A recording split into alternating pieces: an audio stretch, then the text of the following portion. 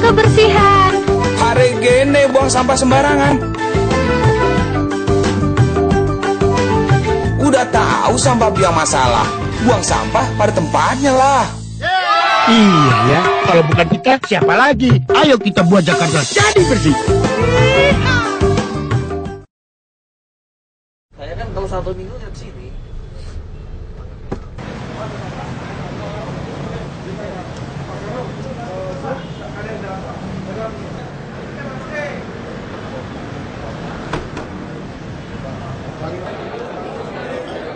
Jajan belum ada.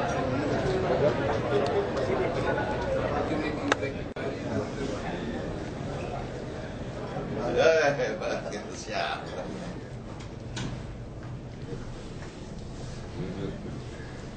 Udah geser ya? Hah? Ya, rangkap-rangkap lah.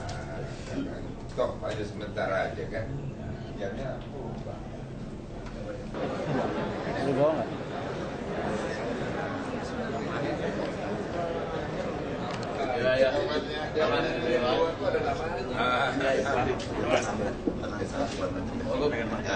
Ya.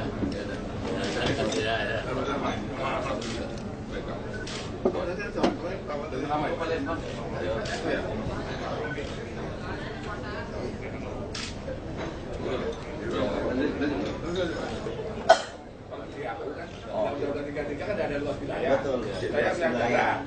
Dia kan lihat jarak.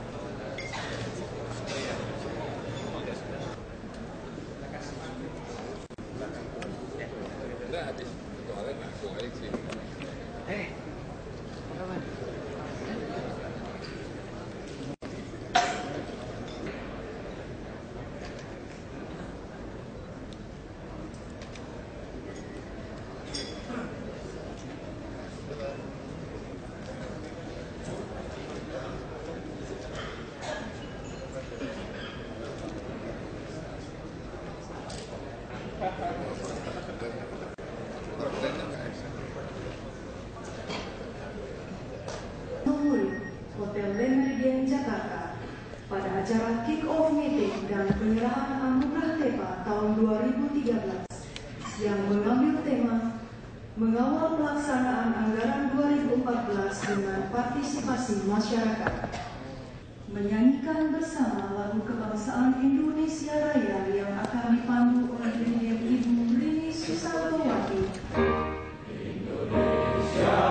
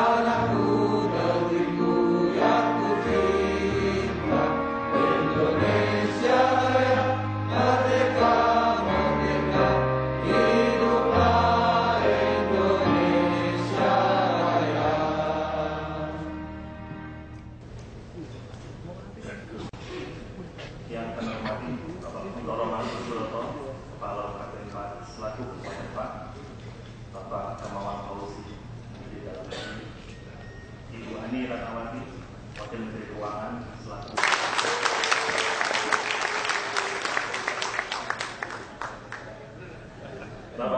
Depok, Kepala BPKP selaku Wakil Ketua TEPA, Bapak Agus Raharjo, Kepala KPP, Bapak Nur, Sekjen Sesma, Sesmen, Bapak Ibu sekalian yang hadir pada kegiatan. Assalamualaikum warahmatullahi wabarakatuh. Selamat pagi Ibu sekalian yang saya hormati. Izinkan saya mengawali laporan pelaksanaan kegiatan ini dengan menayangkan visualisasi refleksi pelaksanaan anggaran sepanjang 2013.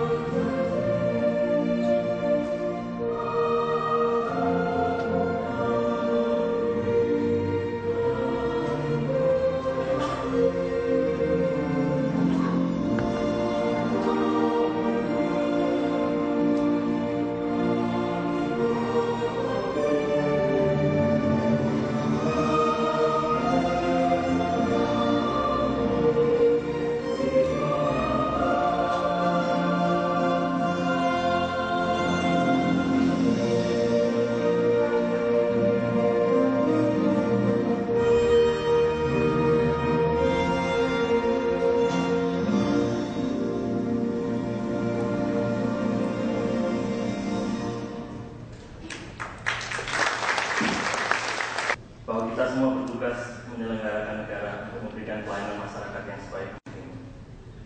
Sebagaimana tahun-tahun sebelumnya, TEPA selalu melaksanakan rapat awal tahun untuk memaparkan hasil evaluasi tahun sebelumnya.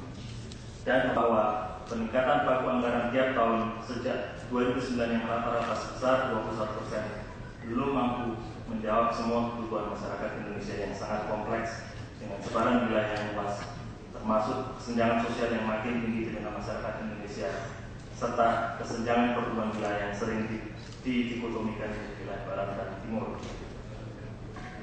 Tentu tidak ada maksud atau alasan tertentu dari pemilihan contoh-contoh pada visualisasi tersebut.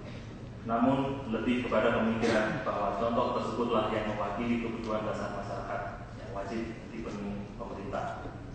Masalah pendidikan, sebagaimana digambarkan pada tayangan tersebut, memang tidak dapat serta-merta hanya dibebankan kepada Kementerian Pendidikan atau Dinas Pendidikan di daerah, tapi merupakan tanggung jawab bersama mulai dari pemerintah pusat dan daerah.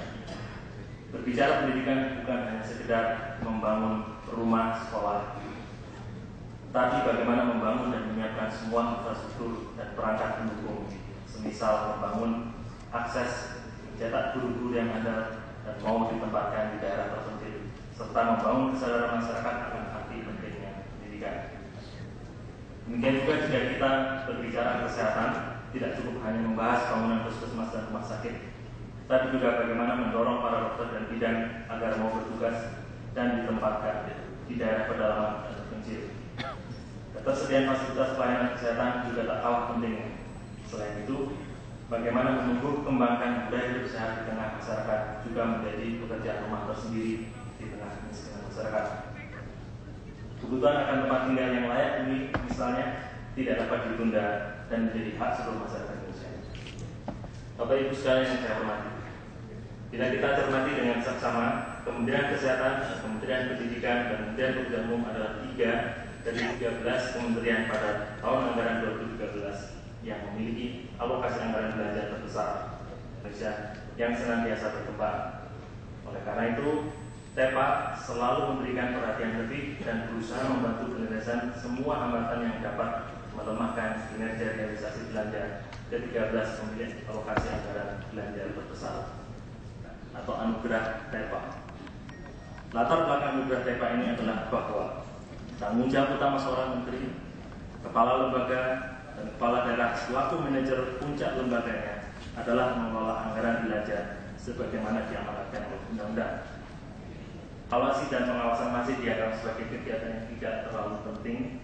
Sehingga aspek pelaksanaan anggaran seperti perencanaan kegiatan yang baik, penetapan target realisasi yang mengikuti kurva wajar, dan bahwa kinerja realisasi belanja atau serapan bukanlah satu-satunya ukuran keberhasilan kementerian, lembaga, dan daerah. Dari praktek pelaksanaan anggaran belanja yang kemudian menjadikannya suatu kebutuhan. Kami ucapkan selamat datang. Semoga kegiatan ini membawa manfaat bagi kita semua, penyelenggara negara, dan pelayan masyarakat.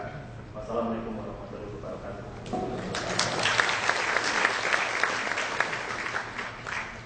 Selamat pagi, salam sejahtera buat kita semuanya.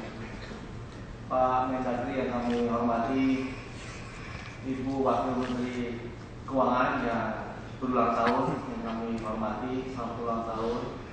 Yang ke-36 saya dengar, Bapak Kepala BPKP, hormati Pak Kepala Lembaga Pengadaan. Selamat pagi dan senang sekali bertemu dengan Anda semuanya. Pagi hari ini dan ini adalah tahun yang penting. Terakhir itu penting karena kita perlu meninggalkan sesuatu buat yang akan datang. Sesuatu yang akan datang itu artinya pengalaman kita selama ini apa-apa yang perlu dihindarkan dan apa-apa yang perlu diberikan tekanan. Jadi ini arti penting dari pertemuan kita dan tahun ini karena kita semua sudah berpengalaman dan kita tahu bahwa dalam perjalanan ini tidak semuanya ada dalam kontrol kita. Daerah mengatakan cukmisnya KL lambat datang, saya kira benar. KL mengatakan Kementerian Keuangan terlalu senang membuat istilahnya apa ini ya? Ya yang begitu-begitulah gitu ya, membuat hidup susah gitu ya. Jadi saya kira ini adalah kebiasaan diri kita untuk bukan kebiasaan artinya kita menghimpun pandangan-pandangan kita yang kita rasakan barangkali menyusahkan. Oleh karena itu ini semuanya perlu kita himpun dan tahun inilah kita menghimpun ini semuanya untuk kemudian kita jadikan masukan kepada pemerintahan yang akan datang. Sebagian di antara kita tetap hadir. Tugas kita yang meninggalkan gelanggang ini untuk meninggalkan sesuatu bagi yang akan melanjutkan. Baik. Tapi kalau kita melihat lebih terperinci, anggaran kita sebetulnya pagunya itu naik terus, naik. Dan kita bisa melihat di ini bahwa pagu belanja barang ini naik 43%, tetapi kita melihat bahwa belanja pegawai ini mengalami penurunan. Jadi saya kira kalau banyak sekali yang secara kritis mengatakan kenapa sih belanja pegawai naik terus, apakah performance-nya seperti apa yang kita harapkan, maka kita bisa melihat bahwa kita mulai bisa menekan. Bahkan kita melihat bahwa bukan bahkan, tetapi kalau kita melihat di provinsi, maka kita melihat bahwa ada pengurangan sedikit dari belanja modal. Ini tentu sesuatu yang kontras dengan kementerian lembaga. Kita perlu mereview kembali mengenai soal ini. Di kementerian lembaga trennya itu seperti apa yang kita inginkan, tetapi di daerah itu ada counter trend yang barangkali perlu kita perbaiki. Bukankah kalau kita bicara mengenai kesejahteraan masyarakat, maka sebetulnya kita bicara mengenai belanja modal. Ini satu hal yang pokok. Jadi dua diagram ini menunjukkan perkembangan, coba lihat bolak-balik. Ini kementerian lembaga, yang kementeriannya sendiri, lembaga sendiri kita bisa melihat terlalu detail angka-angkanya, tetapi Anda bisa melihat bagaimana kecenderungannya. Bahwa sekalian nggak perlu motret, nikmati saja. Kalau ada yang diperlukan, dan dengan senang hati ini saya berikan hard copy maupun soft copy-nya. Jadi nikmati saja pertunjukan ini. Lebih mudah untuk dicerna dibandingkan yang pertama tadi. Kita bisa melihat bahwa dari semua kecenderungan yang naik, justru kecenderungan mengenai belanja modal itu turun dari 20% menjadi 19%. Memang 1%, tapi 1% dari sekian triliun itu banyak, Pak. Nah, kalau kita lihat pengantar dari Pak Oni tadi dalam bentuk video potret-potret, kita bisa melihat bahwa belanja modal itu bisa dampak. Satu hal yang menggembirakan bahwa Anda jangan bayangkan 2% itu kok kecil sekali gitu realisasi. Tapi 2% itu signifikan sekali untuk belanja sebanyak grossnya 1.600 triliun itu banyak gitu. 2% dari itu. Nah, kementerian lembaga ini satu hal yang baik sekali. Ini kita perlu pertahankan. Yaitu berhubungan dengan deviasi antara target dan realisasi. Di sini adalah gambaran dari bulan per bulan.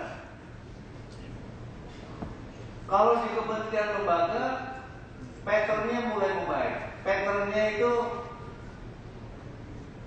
serapannya tidak mendadak naik di akhir tahun, tetapi mulai menaik pelan-pelan. Biasanya itu sebelum 2011 itu antara Januari sampai Agustus itu datar di bawah, lalu mulai September naik. Tapi anehnya 1 bulan sebelum tutup tahun melonjakannya luar biasa tingginya. Banyak cerita mengenai soal ini, mengapa seperti itu. Saya kira kita nggak usah cerita lagi di sini lah, gitu ya. Tetapi polanya sekarang sudah mulai agak membaik, tidak membaik betul atau sangat membaik atau luar biasa, tetapi ada pola perubahan. Jadi ini menunjukkan bahwa mekanisme perbaikan sudah mulai bisa dijalankan. Jangan terlalu khawatir mengenai soal ini, karena setelah kita 2 tahun bekerja bersama-sama, kita menyimpulkan bahwa ini bukan acuan yang sakit satu-satunya. Dari sektornya mana, fungsi dari jumlah menteri, fungsi dari jenis pengadaannya apa, fungsi macam-macam. Kalau daerah, fungsi dari APBD-nya keluarnya kapan. Kalau APBD keluarnya bulan Juni ya repot itu saja. Mau di awal apa ya? Waktunya tidak sedikit. Belum APBD P-nya. Jadi banyak faktor yang menentukan ini. Tetapi ini sebagai satu gambaran yang umum kita bisa pegang.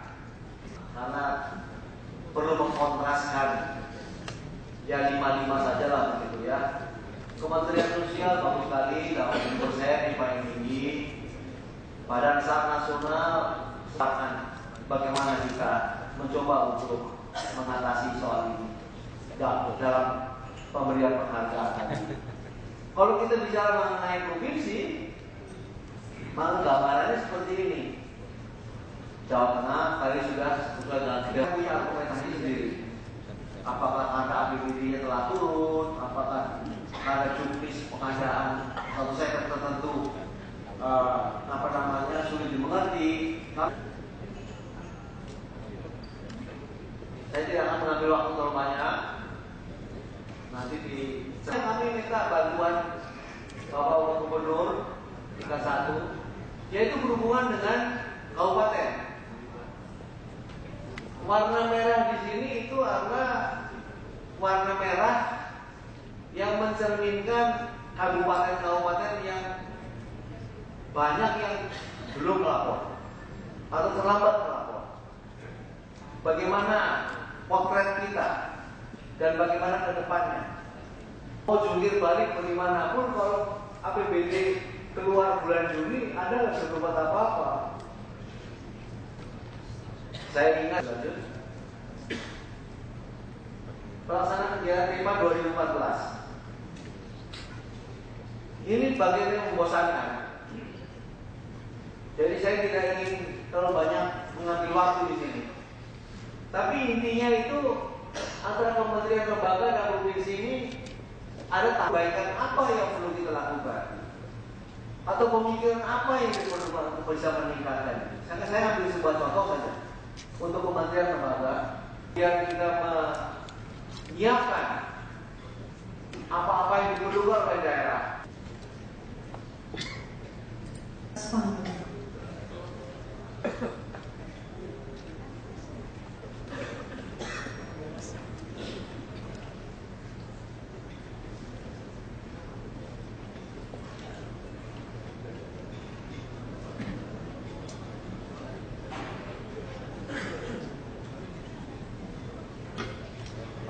Serahkan kepada Bapak Joko Daniraka Samadi selaku moderator diskusi panel ini.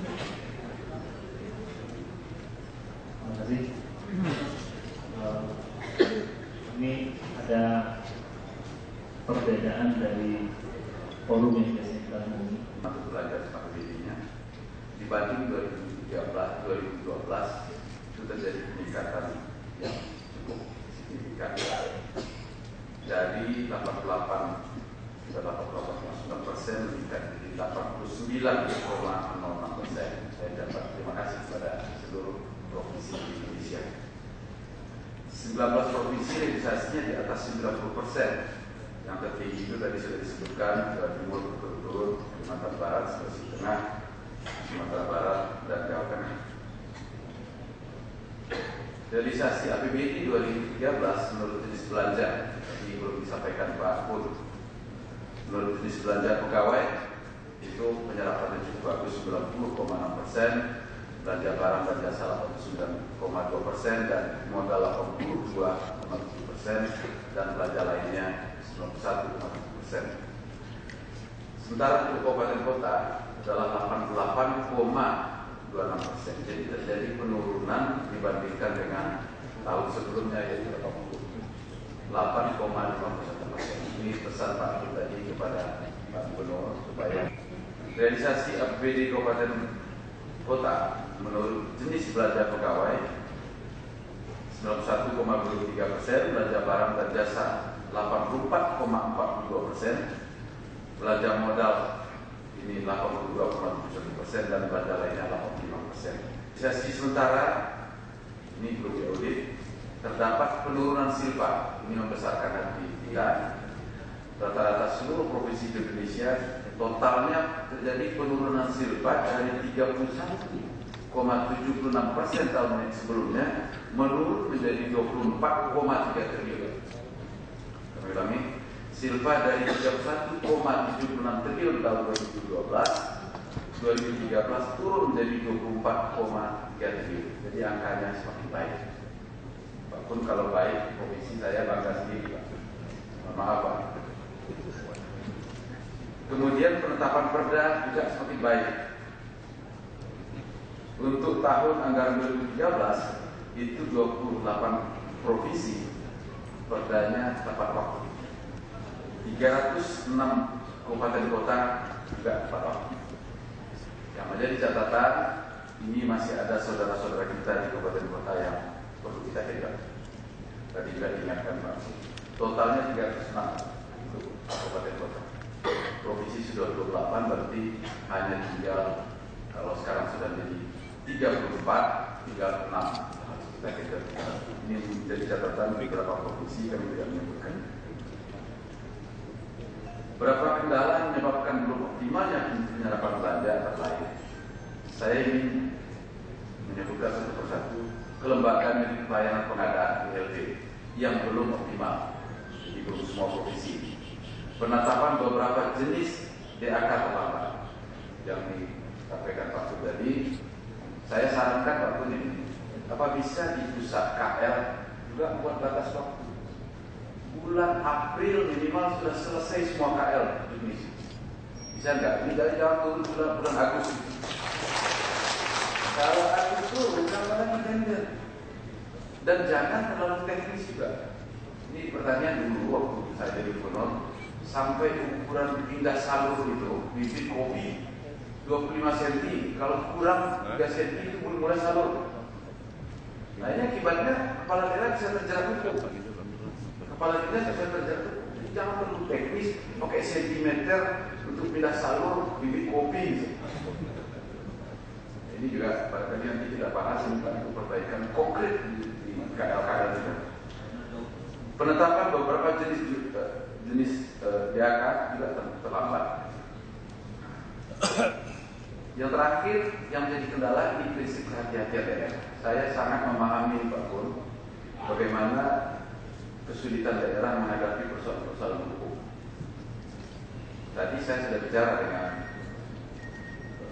Pak Mardiasmo, kita sudah sepakat untuk mengoptimalkan API supaya jangan dipanggil-panggil juga karena ada surat kaleng, pengaduan dan sebagainya, itu dipanggil. Pelaksanaan kita harus sama-sama taat dengan API itu. Harus dimulai dari API, BPKP ada di daerah, inspektorat ada di daerah, itulah menjadi rujukan resmi nanti sampaikan dalam bahasa yang terang. Kita tidak menghalangi sama sekali penegakan hukum dalam rangka memperbaiki kinerja kita semua. Tujuan dengan DPD. Jadi walaupun belum bersih, sudah ada pagu definitifnya, sudah. Dan kami mengusulkan kepada Menpan mengenai pembentukan lembaga ULP ini. Tadi saya tanya Pak, tapi untuk Maluku Barat, Maluku itu tidak kesulitan nanti. Nah, variabel ini bisa juga dipakai di dalam mengukur kinerja. Saya kira ini poin-poin saya dan saya minta maaf Pak, tidak bisa hadir sampai selesai. Pertama, mengajukan pertanyaan saudara Pak Boros. Seringkali mengatakan kalau Musrenbangnas yang terjadi adalah apa yang sudah ditetapkan oleh Bappenas. Ya, jadi Bapak. Kemudian kaitannya dengan perencanaan anggaran. Kalau nggak itu ya, kami mikirnya sekarang dengan teman-teman kami mengundang PU, mengundang teman-teman dari ITB karena pikirannya Pak Ahok ini yang rumah susun kan bisa standar nggak masuk katalog. Ini kan flyover bisa di sekian meter persegi masuk katalog. Ini kami masih mikir Pak Ahok terserah. Jadi mohon maaf kalau tidak bisa seperti kita karena sangat berpikir keras ini. Tapi untuk yang alat kesehatan, mudah-mudahan Bapak Ibu tidak akan menghadapi masalah lagi. Karena dalam waktu dekat kami sudah akan segera berbondong-bondong ditayangkan di katalog alat kesehatan dan alat perkantoran. Dan berikutnya yang juga akan terkait dengan pengembangan ke depan yang kami kemudian mengajak teman-teman dari BPO adalah VMS, vendor persaingan dengan ASEAN. Kalau vendor kita tidak kita standarkan dengan baik, ini akan hari ini kalau Bapak Ibu lihat KPU sudah punya sistem blacklist nasional. Lalu mudah-mudahan kita bisa menjalani tahun ini dengan baik. Sekali lagi terima kasih. Selamat jalan kembali ke tempat masing-masing dan kami bertemu. Wassalamualaikum warahmatullahi wabarakatuh. Terima kasih Pak Mudoro. Ini bisa jadi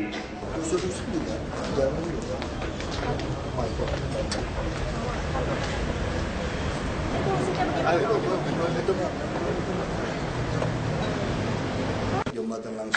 stasiun kereta api.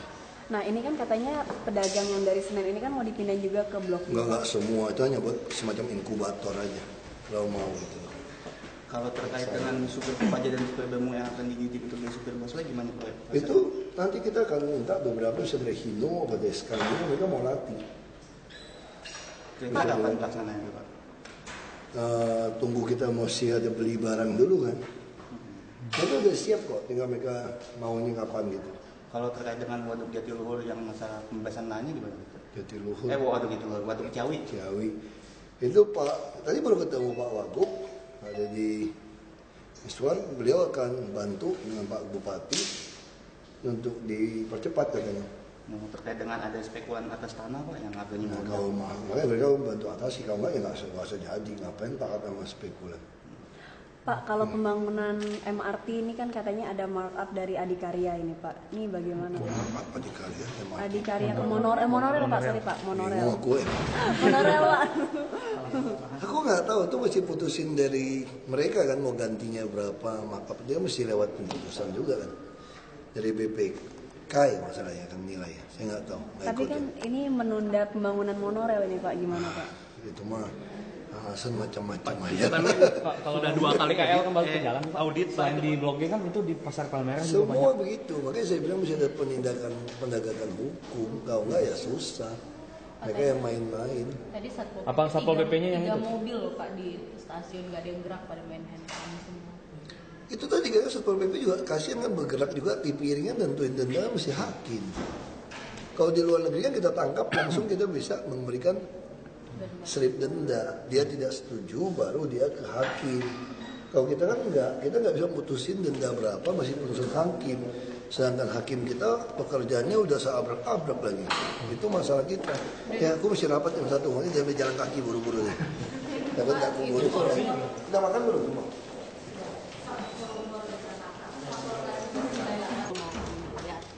Kecil dong 3,8. Ya temuannya baru segitu karena bagus, ada. Nggak apa-apa. Kan kalau di itu ada Jadi ada bantuan hukum nggak sih Pak dari Ngapain bantuan hukum, kalau ketahuan nyolong biarin aja. Tapi dari Pemprov ada itu mau. Tapi mendukung ya Pemprov? Soalnya kita tinggal BPKP aja, kita tunggu aja hasil seperti apa inspektorat. Nanti tanya ke Pak Gubernur, ada jelas nanti tulis. Ya.